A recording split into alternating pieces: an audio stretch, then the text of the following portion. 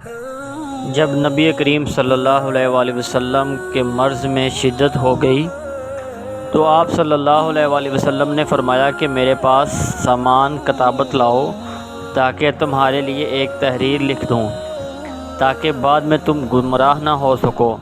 اس پر عمر رضی اللہ تعالی عنہ نے لوگوں سے کہا کہ اس وقت آپ صلی اللہ علیہ وآلہ وسلم پر تکلیف کا غلبہ ہے اور ہمارے پاس اللہ کی کتاب قرآن موجود ہے جو ہمیں ہدایت کے لیے کافی ہے۔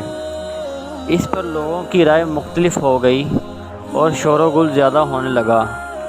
آپ صلی اللہ علیہ وآلہ وسلم نے فرمایا، میرے پاس سے اٹھ کھڑے ہو، میرے پاس جھگڑنا ٹھیک نہیں۔ اس پر ابن عباس رضی اللہ تعالیٰ عنہ یہ کہتے ہوئے نکل آئے کہ بے شک مصیبت بڑی سخت مصیبت ہے، وہ چیز جو ہمارے اور رسول اللہ صلی اللہ علیہ وسلم کے اور آپ کی تحریر کے درمیان حائل ہو گئی۔